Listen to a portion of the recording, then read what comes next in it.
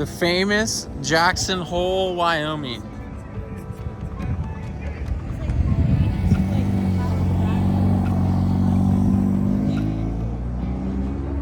I haven't made a YouTube video in a couple of days because I met my friends in Wyoming and we did a lot of wildlife, driving around, taking photos the last 2 days. So there wasn't much to update on, but they have gone home, so I am continuing to look for the great gray owl that we could not find. I'd love to get a photo of one of them, but they're very elusive.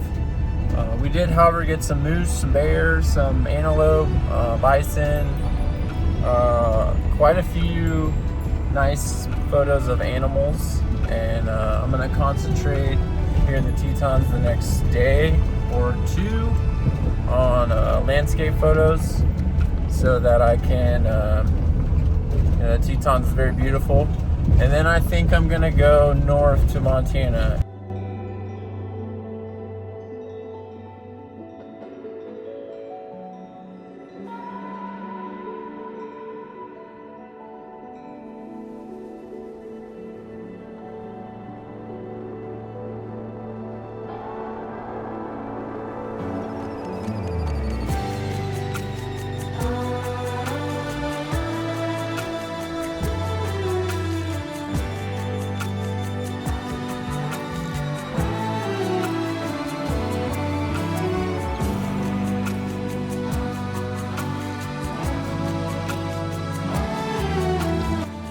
Alright, I figured, being though I towed my paddleboard all the way from Florida, that I would actually use it one day. So I came to Spring Lake, which is in the Tetons, and it's a little windy, so you should keep that in mind if you're gonna paddle on this lake, the wind direction, because some of it I had to paddle against the wind. It was pretty difficult. So, and I have an inflatable paddleboard, which makes a difference. But it is very beautiful, and I highly recommend paddleboarding at Spring Lake if you have a good, like, warm day. It's super shallow, there's logs and rocks on the bottom, and then at the same time you have this beautiful back set of the Tetons right along the lake. It's very beautiful. Definitely something I've never done before. Paddleboard on a glacier lake or a mountain lake. Most of the time I'm in Florida on the springs or in the ocean. But if you're coming to a place that is available to rent one, or you can get one from somewhere, bring it with you. I highly recommend doing it. It's very enjoyable. If you need any info about it, how to get to Spring Lake, or where I parked the van to put the paddleboard in, just hit me up with a comment below.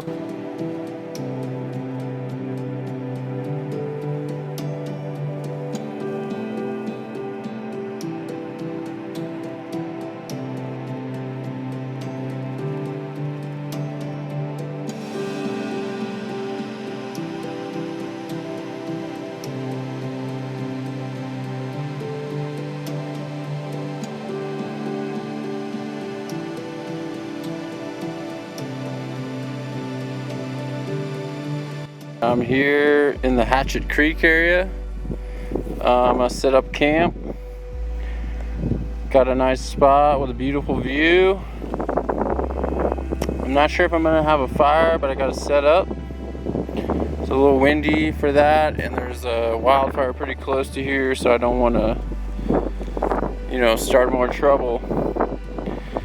But beautiful spot, free camping. Dispersed camping, really can't beat it.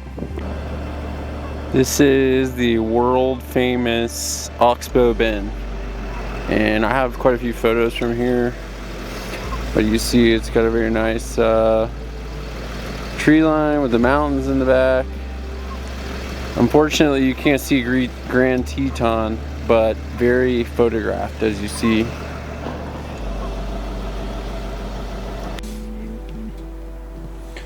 Just a little for your info, if you are visiting Grand Teton National Park, whether you're camping in the campground or dispersed camping like I was, there's lots of dispersed camping across from the park in the Bridger Teton National Forest. And you can, it's nice because you can just come over here to either, this is Signal Mountain, and they have a laundromat and public showers. You just go in this little room here, and they have a token machine. For $5 you can take a shower, or $5 you can do laundry. So that's super nice. I'm fixing to get on the road. My week here is has come to an end, and I think I'm gonna head north to Montana. Maybe see what I can get into in Glacier National Park if I make it that far. I also would like to add that the Coulter Bay has a public shower as well. It's 5 minutes, or it's $5 for 15 minutes. Signal Mountain is $5 for 7 minutes. But being though it's October and I'm here, the Coulter Bay showers and gift shop and stuff is closed. I think it closed October 1st. So that's something to keep in mind if you're planning on visiting in the fall. I have now made it to Yellowstone National Park, and I'm going to be spending a day here and then up to Glacier from here. Hopefully we can find a wolf, but I heard that the wolf activity has not been very good. So we're just going to keep our lucky horseshoe I found on the trail and see what we can run into.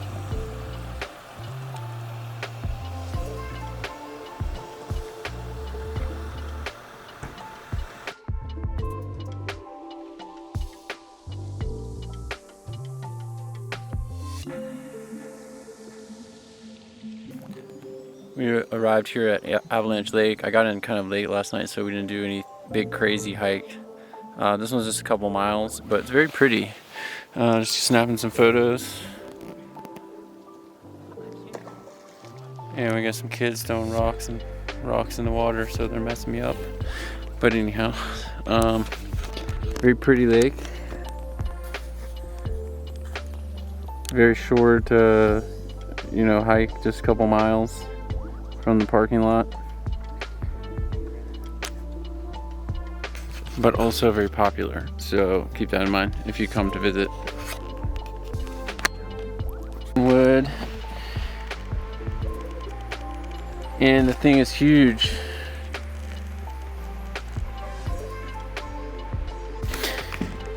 Here we got some western red cedars.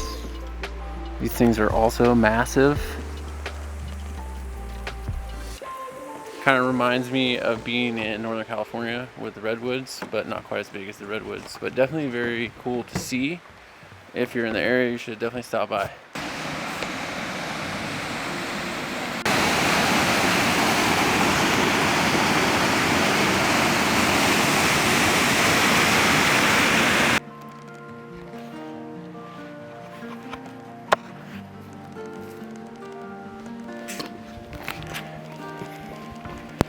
We got a van update. Jim says one love. We got some tic-tac-toe. God bless your trip all the time. We have a goat. I'm not really sure what that is. It's a goat, I think. Nothing but time and money. Safe travels from Spokane. Welcome to Glacier National Park. Greetings from Georgia, Canada, Japan. Another cat.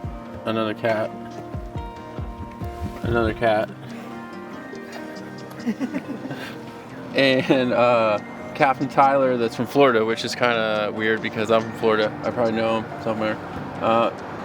It's Wisconsin. So really starting to fill it up nicely. And I'm not really sure what's with the cats. I'll give you a better view of the cat. And another cat. And the cat. And this thing. But at least people are having fun with it. And that was the idea, is for people to have fun with it.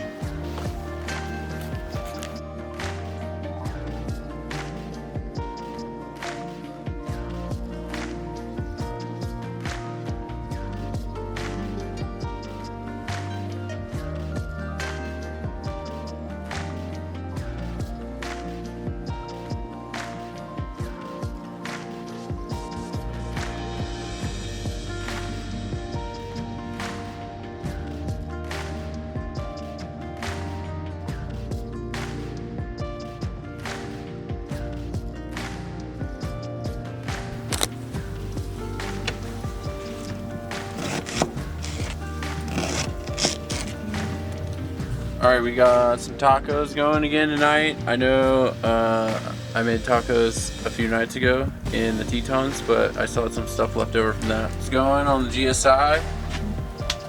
Well, I'm gonna have the tacos going.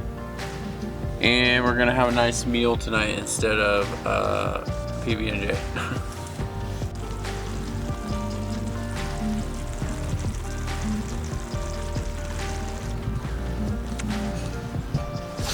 Good morning. Today is Monday. I'm at Glacier National Park and we're going to do a hike today. It's a little bit bigger of a hike, so I wanted to mention something that I always keep in my pack.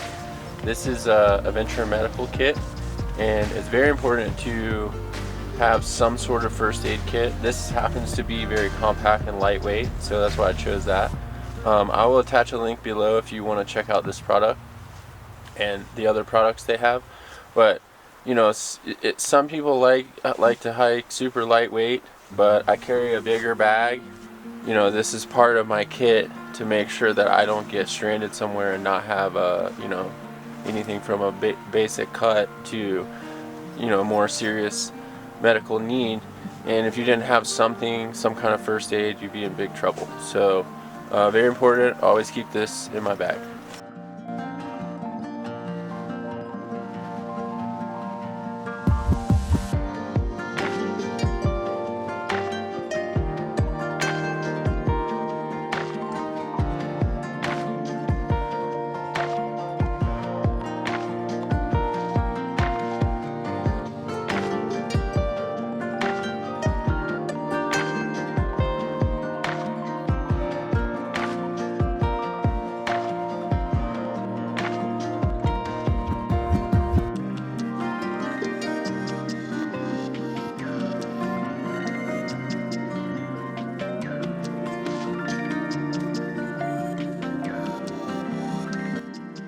My last night in Glacier National Park. Pretty bummed out because I have to go home, but I'm also kind of worried about my family at home because Hurricane Milton is coming. Not gonna be a good situation for anybody in Florida. Tomorrow I'm gonna get up in the morning, gonna send her back south. It's been a great experience.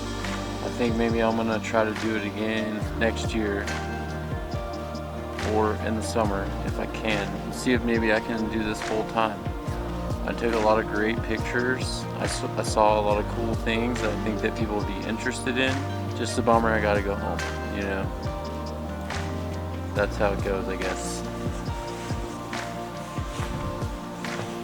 Just gonna have a little fire moment.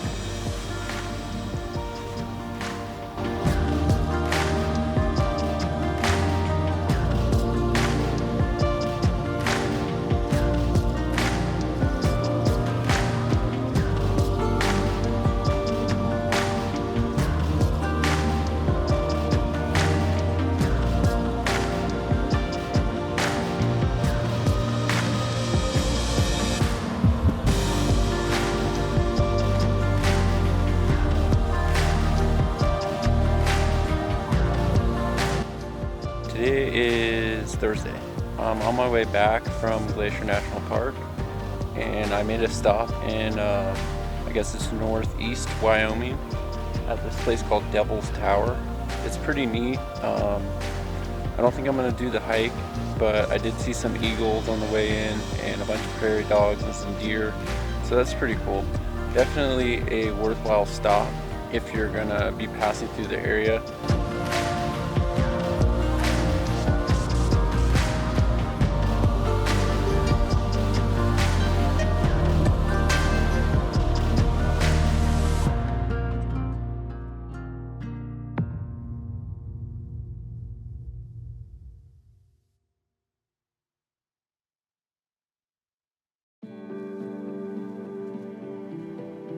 After leaving Devil's Tower, I came to this little town in South Dakota called Deadwood.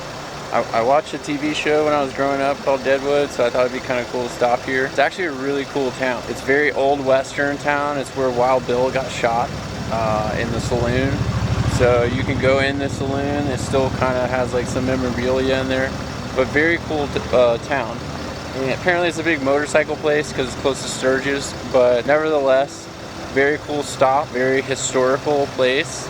Especially if you like old western stuff. You can pick up a sticker and a t-shirt if you want, or have a beer, or they have a couple of distilleries here on the street. I actually picked up a bottle of bourbon for my buddy.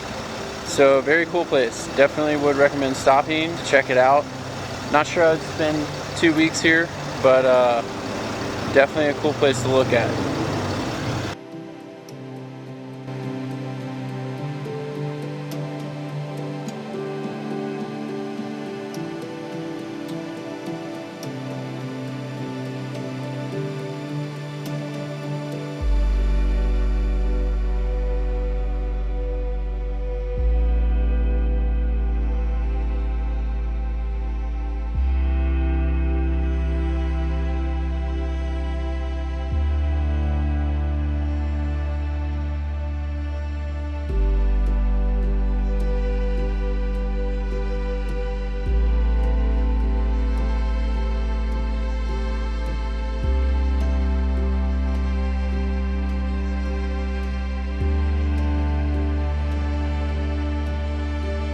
I am in South Dakota near the Black Hills and Glacier State Park, which I drove through the whole thing and it really wasn't that impressive to me unless you want to see bison and antelope.